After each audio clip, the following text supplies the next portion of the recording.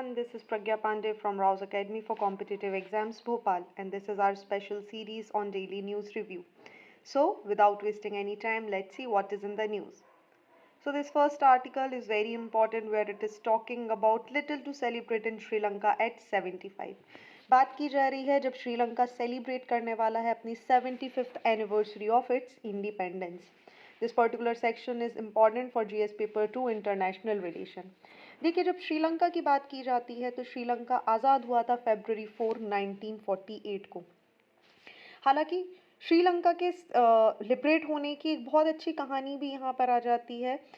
Main celebration का point यहाँ पर देखने मिलता है that Sri Lanka's national heroes won political independence from Britishers without any bloodshed. जब हम बात करते हैं अदर काउंटर पार्ट्स दूसरी कंट्रीज की, where the part to independence was in many ways, in many cases, were violent, but when it comes to Sri Lanka, there was a very peaceful independence that they got. So, this thesis of independence without bloodshed, it is very important, but ultimately it is not universally admired in Sri Lanka due to their inheritance limits, जिसको हम बाद में यहाँ पर discuss करेंगे. चलिए बात कर ली जाती है. राइटर यहाँ पर बोल रहे हैं कि श्रीलंका में अभी रिसेंटली क्या होने वाला है, 4th of February, that is today only, government celebrate करने वाली है 75th anniversary of its independence. Now the questions come, government has plan कि वो 300 मिलियन यहाँ पर रुपीस खर्च करने वाले हैं. नाउ द क्वेश्चन अराइजेस, आप सभी भी सोच सकते हैं इस समय श्रीलंकन इकोनॉमी जो है वो बहुत ही ज़्यादा अनएस्टैब्लिश मोड में है. लोग, इकोनॉमी पूरी तरीके से कोलैप्स हो चुकी है, लोग पुअर कंडीशन में आ चुके हैं, they are even facing starvation. So the author here is saying why to waste a lot of public money just to celebrate the achievements after independence right now. Because अगर हम बात करें तो देखिए, नो डाउट किसी भी country के लिए उसका इंडिपेंडेंस डे सेलिब्रेट करना बहुत ही ज़्यादा महत्वपूर्ण हो जाता है. बट जब केओस की सिचुएशन हो, सिचुएशन ऐसी हो कि आपके पास पैसे नहीं हो, आपके पास इलेक्शन करवाने तक के पैसे नहीं हो, और आपके प्रेसिडेंट क्लेम कर रहे हैं कि treasury has no money to spend on anything, फिर ऐसी कंडीशन में आप 300 मिलियन रुपीस इंडिपेंडेंस डे पे खर्च कर रहे हैं. How is it justified? देखिए, ये मुद्दा क्यों उभर कर आ रहा है. अभी रिसेंटली यहाँ पर बात हो रही थी लोकल गवर्नमेंट इलेक्शंस के बारे में, ठीक है, जो हेल्ड होने थे before the end of February, हालांकि जो हुए नहीं हैं. थोड़ा सा यहाँ पर डिबेट आपको देखने मिल जाएगा. सरकार का जो वहाँ की ऑनगोइंग गवर्नमेंट है, इनका बोलना है कि इकोनॉमिक क्राइसिस की वजह से दे हैव लेस और no money to spend on election. वहीं ऑपोजिशन का बोलना है कि ये सिर्फ एक एक्सक्यूज़ है रूलिंग गवर्नमेंट का, ताकि वो क्या कर सके, इलेक्शन ना करा के लोगों को इसी तरीके से ह्यूमिलिएट करते रहे. Now author is saying, one side you are saying you don't have money, now you are spending 300 million rupees on independence day celebration. Is it right in this situation where people are facing a lot of issue, people are facing starvation, they don't even have a food for single time, they don't have shelter on their head? So is it right कि क्या करना चाहिए, आपको इतना सारा amount खर्च करना चाहिए जस्ट फॉर द सेलिब्रेशन? देखिए, कई बार ऐसे आर्टिकल पढ़ने के बाद आपको एक सेल्फ रियलाइजेशन होना चाहिए कि इंडियन डेमोक्रेसी कितनी इस्टेब्लिश है. आप अपने काउंटर पार्ट्स नेबरिंग कंट्री को देख लीजिए, बांग्लादेश देख लीजिए, पाकिस्तान देख लीजिए, श्रीलंका देख लीजिए, म्यांमार देख लीजिए, हर जगह democracy, for the namesake there are democracy, but still democracy establish ही नहीं हो पाती, एक स्टेबलाइज्ड फॉर्म में नहीं देखने मिलती. जबकि इंडिया की बात करें तो इतनी एडवर्स सिचुएशन होने के बाद, अलग अलग कम्युनिटी के लोग होने के बाद, आपकी डेमोक्रेसी एक बहुत अच्छा स्ट्रॉन्ग होल्ड लेकर इतने सालों से टिकी हुई है. सो जब हम डाइवर्सिटी की बात करते हैं, आप देखिए इसी तरीके की डाइवर्सिटी आपको श्रीलंका में देखने मिलेगी. Basically Sri Lanka had 4 पर्सपेक्ट, one is Sinhala nationalist, another one is the Tamil, third is the socialist and academic. देखिए, एक एक करके इनको डिस्कस कर लेते हैं क्योंकि राइटर ने भी बहुत अच्छे से इन्हें डिफाइन किया है. जब हम सिंहला नेशनलिस्ट की यहाँ पर बात करते हैं तो basically we are talking about Buddhist people here. इनका बोलना है कि Ceylon should be made a republic और उसको एक स्पेशल स्टेटस मिलना चाहिए for Buddhism in the constitution. जो सिलोन यहाँ पर क्या हो, बुद्धिस्ट कम्युनिटी के जो लोग हों उनको स्पेशल सीट्स प्रोवाइड किए जाने चाहिए, स्पेशल अलग से सीट्स रिजर्व किए जाने चाहिए एकेडमिक्स में। और जितना भी कॉन्स्टिट्यूशन की यहाँ पर बात की जा रही है उसको कहीं ना कहीं किसके इर्द गिर्द होना चाहिए, आपके बुद्धिज़्म के आसपास होना चाहिए। ठीक है, सो इसी तरीके से कुछ पार्टी यहाँ से इंस्पायर होकर निकलेंगी, that is Sehla nationalist proposed as early as 1952 that Ceylon should be made as republic। ठीक है, ये डिमांड करने लगेंगे कि एक रिपब्लिक बना दीजिए और उसके बाद क्या करिए, जो मेजर पोजीशंस हैं वो आपको यहाँ के जो बुद्धिस्ट है उन्हें देना चाहिए। नेक्स्ट इशू हमें देखने मिल जाता है तमिल्स। देखिए हुआ क्या था, जब कॉफ़ी का प्लांटेशन अगर हम 1948 के पहले की बात करें, ठीक है, 1948 के पहले एक सिचुएशन थी जहां पर डिमांड की जा रही थी balanced representation for all minority in the legislature to prevent any majoritarian dominance in the government. देखिए ये इशू कहाँ से आया, जब तमिल नेशनलिस्ट की हम बात करते हैं तो ब्रिटिशर्स वर द वन जिन्होंने सबसे पहले कॉफ़ी का प्लांटेशन यहाँ पर करना शुरू किया। रिजल्ट क्या हुआ, उस समय की जो मद्रास प्रेसिडेंसी है वहाँ से मैक्सिमम लोगों को ये कहाँ ले गए, श्रीलंका ले गए, और those became the Tamil minorities in the Sri Lanka today. So एक बहुत लंबे टाइम पीरियड से ये यहाँ पर रह रहे हैं और बहुत बार आप देखेंगे कि आपको बहुत इशू भी श्रीलंका में देखने मिलेगा। इनफैक्ट जो श्रीलंकन गवर्नमेंट और तमिल सिविलियन वॉर है वो बहुत ही ज़्यादा फेमस है, आप सभी को पता है। लगातार यहाँ पे वॉर आपको देखने के लिए मिल जाती है इन दोनों के बीच में। रिजल्ट इनटू क्योस की सिचुएशन बनी रहती है, डेमोक्रेसी होते हुए भी कोई शांति समझौता हमें यहाँ पर देखता हुआ नहीं नज़र आता। और इसी का रिजल्ट था कि इंडिया के साथ यहाँ पे डिसाइड किया गया था कि क्या करेगी government, Sri Lanka government 13th amendment को यहाँ पर लागू करेगी। आप मुझे कमेंट सेक्शन में बताएंगे कि 13th अमेंडमेंट अभी न्यूज़ में भी था, हमने इसे बहुत ब्रीफली डिस्कस किया था। आखिर ये श्रीलंकन कॉन्स्टिट्यूशन का 13th अमेंडमेंट किस बारे में चर्चा करता है। चलिए नेक्स्ट इशू की बात कर लें तो यहाँ पर लेफ्टिस्ट की बात कर ली जाए। लेफ्टिस्ट का यहाँ पर बोलना है कि भाई सेहला को क्या कर दीजिए आप, जब हम सिलोन की बात कर रहे हैं, श्रीलंका की बात कर रहे हैं, तो इसे आप एक ऐसा कम्युनिटी बना दीजिए जो क्या हो जाए, पूरी तरीके से socialist Republic. Along with that आपको देखने के लिए मिल जाएंगे कुछ एकेडमिशियन जिनका भी यहाँ पर बोलना है कि they highlighted the incomplete nature of political independence that is being linked to the absence of militant anti-colonial mass movement for independence in Sri Lanka. They argued that the colonized class of Ceylons, whose leaders negotiated independence, was never committed to serving economic, political, and cultural link with the colonizers.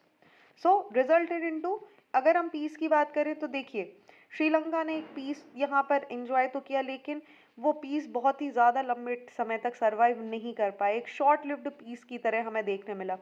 Since the early 1970 कहीं ना कहीं violent कॉन्फ्रंट्रेशन आपको Sri Lanka state और citizens के बीच में होते हुए दिखाई देंगे, पॉलिटिकल क्योस आपको यहाँ पर दिख जाएगा।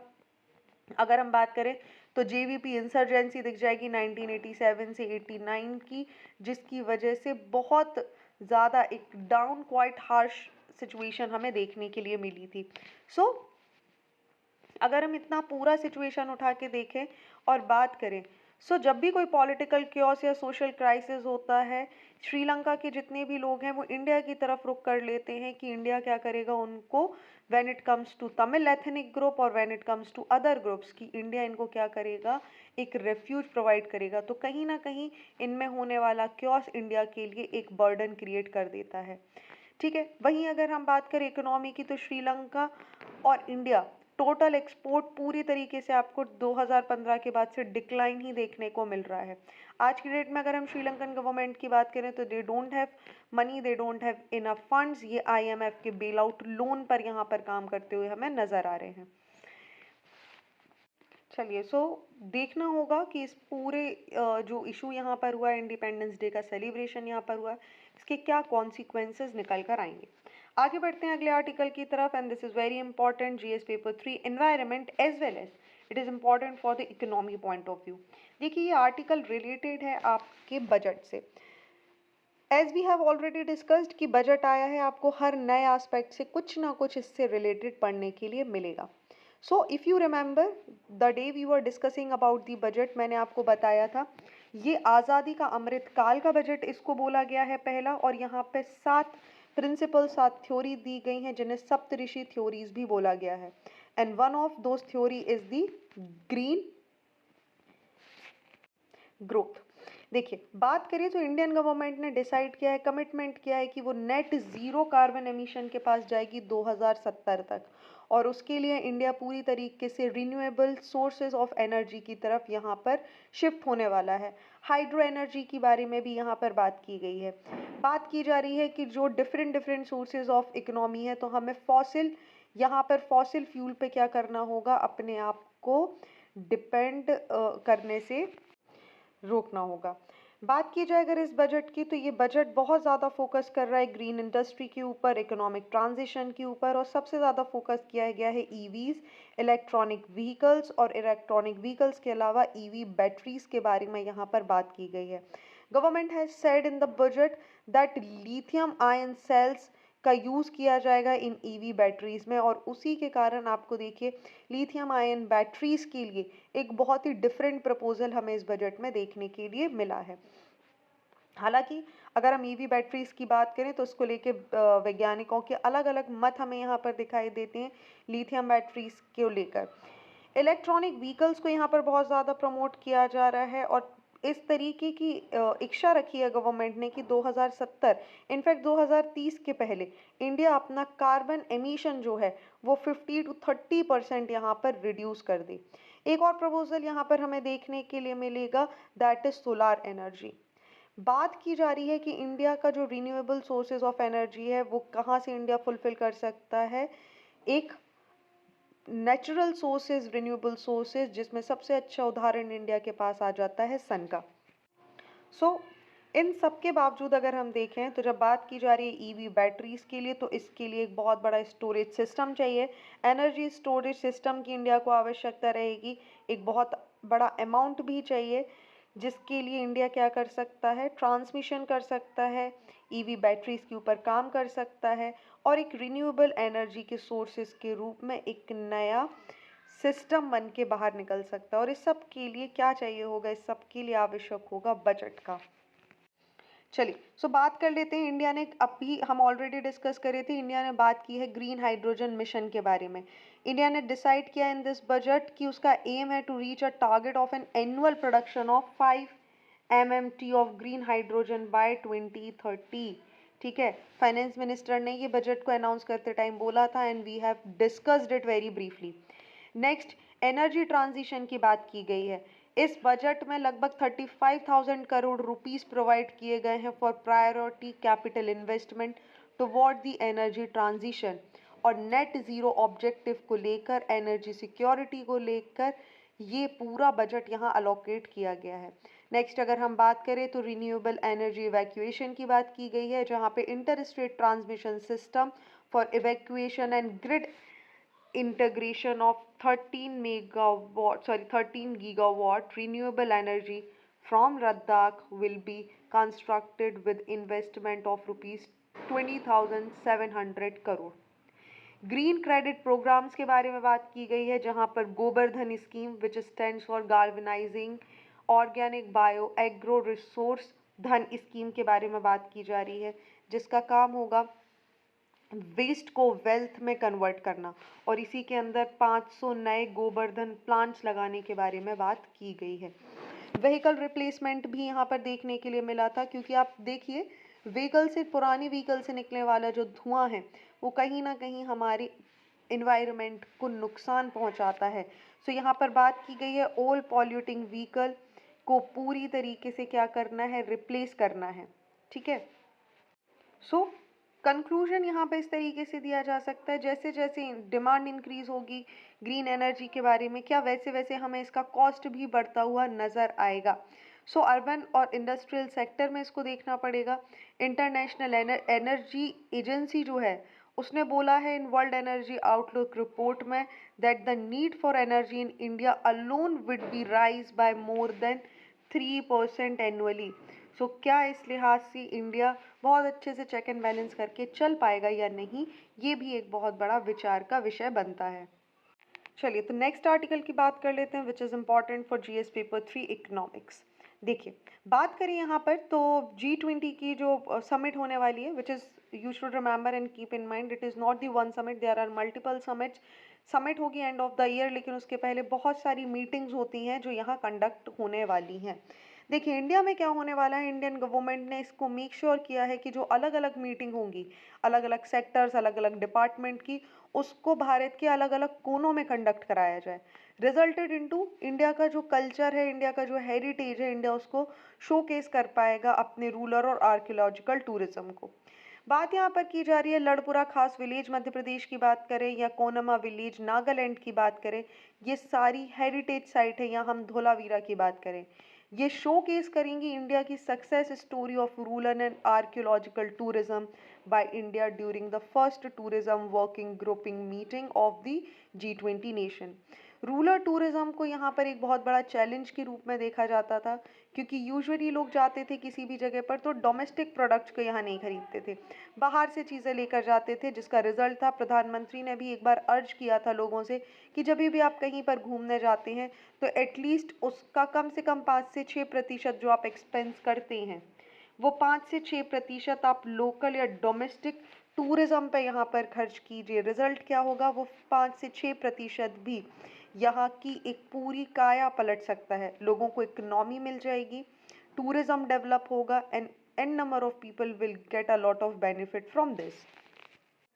चलिए आगे बात कर लेते हैं। तो देखिए, ये जो पूरा G20 वाला यहाँ पे सीन होने वाला है, ये इंडिया के लिए अपने टूरिज्म को शोकास करने के लिए, rural life, art, culture, heritage को प्रमोट करने का एक बहुत अच्छा पॉइंट है। जब हम बात करते हैं छोटे छोटे गांवों की, तो देखिए ये छोटे छोटे विलेज ही इंडिया के लिए क्या करते हैं, एक नया स्वरूप प्रदान करते हैं। इंडिया के पास बहुत सारे टूरिज्म है। अगर हम एडवेंचर टूरिज्म की यहाँ पर बात करें तो आपको देख लिए जैसे लद्दाख मिल जाएगा, सिक्किम मिल जाएगा, हिमालय मिल जाएगा। हम बीच टूरिज्म की अगर बात करें तो इंडिया है Kerala, Goa, Andaman Nicobar, Lakshadweep islands. Cultural tourism की बात करें तो इंडिया के पास इतना बड़ा ताज महोत्सव है जो होता है उत्तर प्रदेश, सूरज कुंड का मेला है हरियाणा में, पुष्कर का मेला है जो लगता है राजस्थान में, और इसी की तरह इंडिया के पास बहुत बड़े बड़े कल्चर टूरिज्म भी देखने मिलते हैं। Along with that India also had some medical tourism. पूरी दुनिया से लोग आते हैं इंडिया में अवेल करने के लिए cost effective and super quality health care. In terms of surgical procedure की बात करें या हम मेडिकल अटेंशंस की, चेन्नई, तमिलनाडु, पूरी दुनिया में अगर हम बात करें, इंडिया में 45% of medical tourism from foreign countries come to Chennai for their medical treatment. So India is not alone the hub for culture, beach or adventure tourism, but it has n number of good qualities. Now there are so many small villages in India, those are not educated but are doing very well, and one of the finest example is Tilonia, which is near the Ajmer. It is a self-sufficient village. They have n number of technology. They can work and masters in solar technology, panel making and other stuff. Though they are not educated, but yes, they are working very hard, very amazingly. So Ministry of Tourism has dedicated this rural tourism as one of the basics tourism sector for growth in the country.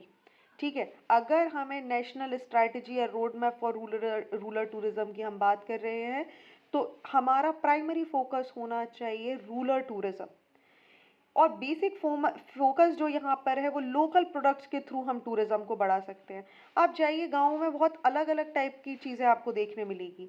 जैसे आप बात कर सकते हैं, ऐसी policies, ऐसे model policies को हम अडॉप्ट करने की ज़रूरत हो जाएगी गवर्नमेंट को, जो कि रूरल इंडिया के लिए अच्छी हो। डिजिटल टेक्नोलॉजी और प्लेटफॉर्म को इस्टेब्लिश करना होगा रूरल टूरिज्म में। हमें कैपेसिटी बिल्डिंग को डेवलप करना होगा, गवर्नमेंट इंस्टीट्यूशनल फ्रेमवर्क्स को लाना होगा, मार्केटिंग सपोर्ट चाहिए होगा टूरिज्म के लिए, रूरल टूरिज्म के लिए। So ministry of tourism designate करती है रूरल सर्किट को as one of the 15 thematic circuit, जिनको स्वदेश दर्शन स्कीम के अंदर डेवलप किया जाएगा। तो आपको पता है गवर्नमेंट क्या करती है, छोटे छोटे यूनिट्स को यहाँ पर लेती है और स्वदेश दर्शन स्कीम के अंदर जो भी उस जगह की खासियत रही है उसके अंदर उन्हें एक थीम विलेज के रूप में डेवलप करती है। That will ultimately result in to कि जो ये यूनिट्स हैं, ये जो इकाइयाँ हैं, इनको कोई ना कोई बेनिफिट डेफिनेटली देखने के लिए मिलेगा। This next article is very important for GS paper 2 polity and ये बात कर रहा है चार्ट शीट के बारे में। So first thing what we should understand is what is chart sheet. So जब हम चार्ट शीट की यहाँ पर बात करते हैं तो आपको एक बहुत एक कॉमन फैक्टर के हिसाब से समझिए। Suppose someone did a crime, ठीक है, मान लीजिए आपने कोई क्राइम कमिट किया है। आपके क्राइम कमिट करने के बाद जो भी इन्वेस्टिगेशन एजेंसी है, पुलिस है, वो एक पर्टिकुलर रिकॉर्ड यहाँ पर प्रिपेयर करेगी, ठीक है, क्या हुआ था, कैसे हुआ था, and X Y Z each and every detail in a 360 hemisphere. इस रिपोर्ट को ले जाने के बाद भाई जो अपराधी है उसको ले जाया जाएगा कोर्ट में, कोर्ट के सामने पेश किया जाएगा और उसके साथ वो जो पूरा डेटा लेखा जोखा किया गया है वो भी प्रेजेंट किया जाएगा, and that document is known as the chart sheet. Now what the question arises कि ये चार्ट शीट को ऐसा डिमांड किया गया कि ये चार्ट शीट को क्या कर देना चाहिए, पब्लिक कर देना चाहिए। सुप्रीम कोर्ट ने बहुत क्लियरली डिनाई किया कि चार्ट शीट को किसी भी तरीके से पब्लिक नहीं किया जा सकता। क्यों? प्रॉब्लम इज दैट कि ऑन गोइंग जो इन्वेस्टिगेशन है उसमें प्रॉब्लम आएगी। सो चार्ज शीट के केस में हम बोल सकते हैं कि सुप्रीम कोर्ट का बोलना है कि it is not a public document. That means right to information act 2005 के तहत और द इंडियन एविडेंस एक्ट के तहत कोई भी चार्जशीट को, क्रिमिनल चार्जशीट को यहाँ पर डिमांड नहीं कर सकता। And this is the result कि इसको किसी भी पब्लिक वेबसाइट पर अपलोड नहीं किया जा सकता, बिकॉज ऐसा होने से जो भी ऑनगोइंग इन्वेस्टिगेशन है वो यहाँ पर हैम्पर होती हुई हमें नजर आई। चलिए, सुप्रीम कोर्ट के अगर हम बहुत सारे मूव्स को यहाँ पर बात किया गया है, एक और मूव देख लेते हैं जो डिस्कस किया जा रहा है कि सुप्रीम कोर्ट की जब ट्रांसपेरेंसी की बात की जाती है तो लाइव टेलीकास्ट आप देख रहे हैं, हियरिंग्स का लाइव टेलीकास्ट होने लगा है। उसकी वजह से आप देखिए बहुत ज़्यादा ट्रांसपेरेंसी यहाँ पे दिखाई देने लगी है और जिसकी वजह से बहुत सारे जो एक्टिविस्ट हैं उन्होंने इसका खुलकर वेलकम किया कि this is the best move जो आज तक की डेट में हुआ है। वहीं चीफ जस्टिस ऑफ इंडिया ने एक और बहुत अच्छा चेंज यहाँ पर लाया। आपको पता होगा सुप्रीम कोर्ट में जो ऑफिशियल लैंग्वेज हो जाती है which is the English. The English language in its legal avatar is not comprehensible to the 99% of the citizen. Point यहाँ पर क्या आया, जब हमारे नए चीफ जस्टिस ऑफ इंडिया आए, इन्होंने रियलाइज किया तो इन्होंने बोला कि ठीक है, जो भी वर्डिक्ट्स आते हैं, ठीक है, पूरी हियरिंग इंग्लिश में नहीं हो पूरी हियरिंग हिंदी या दूसरी लैंग्वेज में नहीं हो सकती, लेकिन जो वर्डिक्ट्स यहाँ पे दिए जाते हैं उन वर्डिक्ट्स का बेसिक पर्पस क्या होता है? इन वर्डिक्ट्स का बेसिक पर्पस होता है कि ये लोगों को सर्व करें, लोगों को वो बातें समझ आए, और हर कोई नॉर्मल इंग्लिश लैंग्वेज नहीं समझ सकता। तो एक बहुत अच्छा मूव लिया गया जिसमें डिसाइड किया गया 4 भाषाएं, हिंदी, गुजराती, उड़िया और तमिल में इनका ट्रांसलेशन इन वर्डिक्ट्स का किया जाए। So this is another good move जो कि गवर्नमेंट ने लिया है। इसी को बेस बनाते हुए यहाँ पर ये आर्टिकल लिखा जा रहा है कि ये जो डिमांड की जा रही है कि चार्जशीट को पब्लिक कर दिया जाए, जब इतने सारे मूव लिए गए हैं तो ये क्यों नहीं लिया गया, और उसका रिजल्ट आया, सुप्रीम कोर्ट ने क्लियरली डिनाई किया है कि नहीं, it is not a public document और राइट टू इन्फॉर्मेशन एक्ट या किसी भी तरीके से इसको चैलेंज नहीं किया जा सकता, otherwise it will impact the ongoing investigation. अब देखिए, इसी पे बहुत अच्छा आर्टिकल में एक बहुत अच्छा काउंटर आर्ग्यूमेंट भी यहाँ दिया गया। इन्होंने बोला कि ये जो वर्डिक्ट सुप्रीम कोर्ट का आया है ये उन्हीं के प्रीवियस जजमेंट को कॉन्ट्राडिक्ट करता हुआ हमें नजर आ रहा है। कैसे? ये बता रहे हैं कि youth bar association of India versus union of India का जो केस था 2016 का, आप यहाँ पर देख भी पा रहे होंगे, क्लियरली मेंशन है। यहाँ पर सुप्रीम कोर्ट ने बोला था, डायरेक्ट किया था that the first information report which is the FIR in any case should be on the relevant investigation agency's website within 24 hours of its registration. So ultimately अगर FIR website पे आ रही है तो देखिए वो भी चार्जशीट का ही पार्ट बनती है।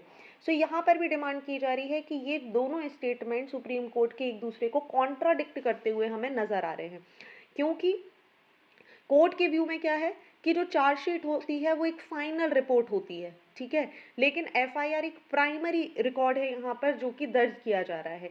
और ये एक बेसिक डिफरेंस बताते हुए सुप्रीम कोर्ट ने बोला है कि नहीं, कोई भी कॉन्ट्राडिक्शन यहाँ पर नहीं देखने मिल रहा है। FIR hence cannot be shared with anyone other than the accused and the victim. But other again article is saying कि आप उसे public करने की बात कर रहे हो, that means क्या हो रहा है, ये पूरी जानकारी वेबसाइट पर अपलोडेड है, then where you are talking about the privacy.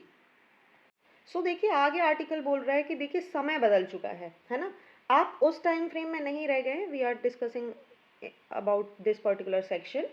So article में आगे बोला जा रहा है कि देखिए टाइम चेंज हो गया है, अभी हम उस समय में नहीं रह रहे जहां गवर्नमेंट इंस्टीट्यूशन, जुडिशरी या किसी भी बॉडी को पब्लिकली यहाँ पर क्रिटिसाइज नहीं किया जाए. Now we are in the situation where जजेस are often criticise in the media for their judicial system that are uh, that are unconventional and not in line with the popular expectation. So be it, let it be, होने दीजिए criticism.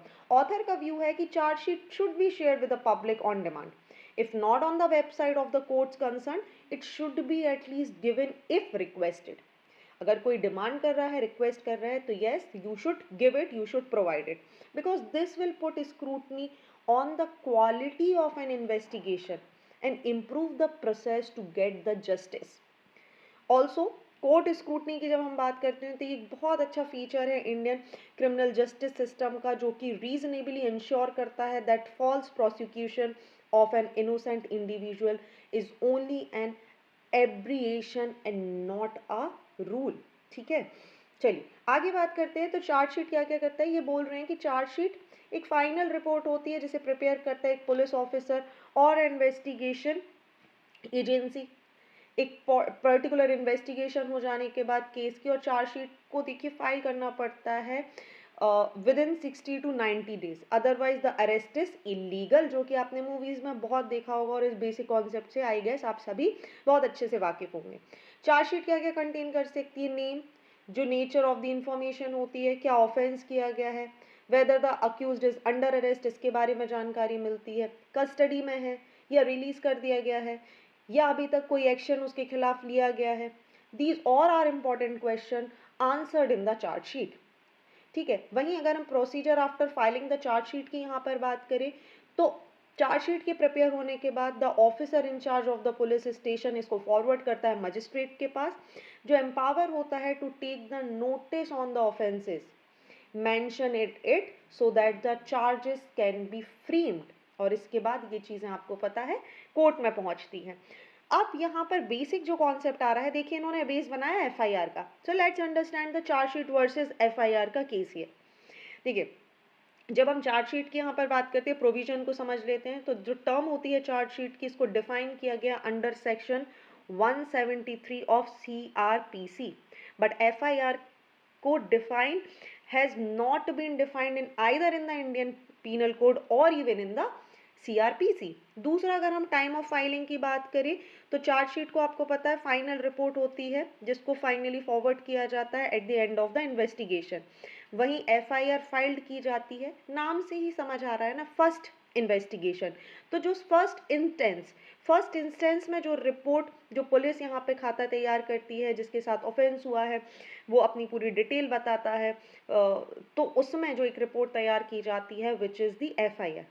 अगर हम determination of guilt की बात करें तो FIR does not decide a persons guilt here, but chargesheet एक complete document होता है क्योंकि उसे एक बहुत इन्वेस्टिगेशन करने के बाद बनाया गया है, और उसकी वजह से ट्रायल के बाद प्रूव किया जा सकता है कि अक्यूज ने क्या किया था और क्या नहीं किया था. तो these are the basic difference जिसके बारे में यहाँ पर बात कर रहे हैं.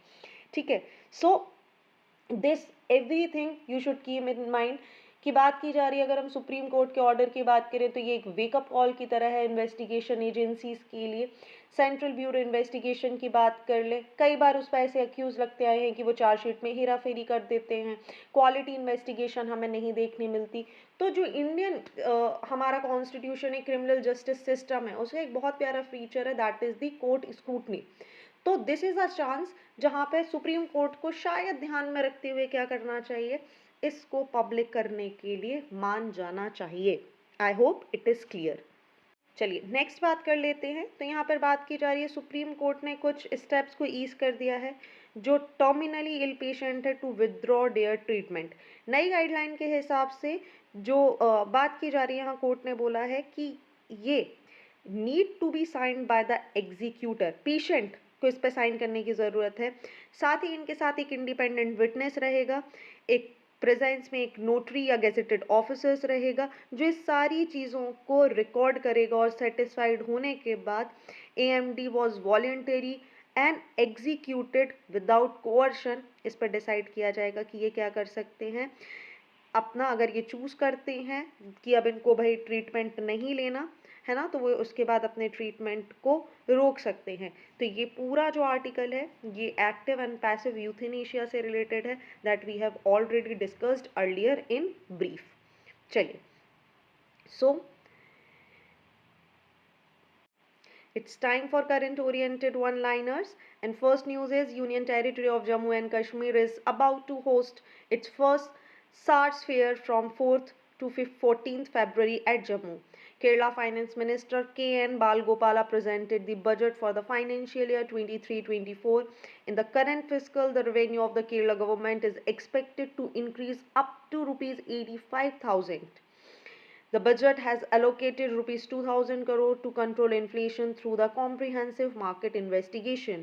Next, every year on 7th November, World Cancer Day is observed. It is celebrated to promote awareness about the diagnosis, treatment and early detection of cancer. Next, PAN will be used for common identification for all the digital system of specified government agencies. Finance Minister Nirmala Sitharaman announced that permanent account number will be used as a common identifier for all digital system of a specified government agency, and then it will promote the ease of doing business in the country. So, it's a quiz time, and first question is, consider the following statement about Pradhan Mantri PVTG, that is particularly vulnerable tribal group development mission. And the first option is, this mission aims to provide basic necessities such as housing, water, roads, internet connectivity, education and health in areas inhabited by PVTGs.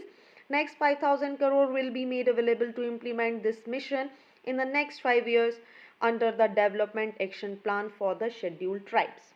देखिए, budget, ये budget से ही question बनाया गया है आपके लिए। Budget में कुछ स्कीम्स अनाउंस की गई हैं, PVTG का ध्यान रखा गया और वहीं से ये क्वेश्चन निकल कर आया है। सो आप समझ पा रहे होंगे किस तरीके से प्री में क्वेश्चंस आपको देखने के लिए मिल सकते हैं। Moving on to the next question with reference to red sanders, yesterday only we have discussed this. Consider the following statement. It is a flora species that is endemic to a distinct tract of forest in the eastern Ghats. This tree is valued for the rich red color of its wood and its strong aroma.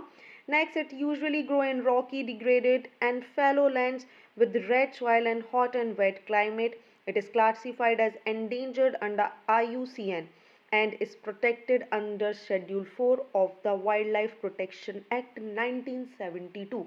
So जिन लोगों ने भी कल video को बहुत ध्यान से सुना था, I have discussed each and everything about red senders in detail. So it's time कि आप क्विज को अटेम्प्ट करें और देखते हैं आपकी तैयारी कितनी है। चलिए, आज के लिए बस इतना ही। Join our batches for UPSC, MPPSC, Civil Services examination. Thank you for watching this video. Do not forget to hit like button, comment your valuable feedback, and don't forget to subscribe our channel to never miss any updates. Please follow us on Instagram and Facebook. Links are given below in the description box. Thank you and see you tomorrow.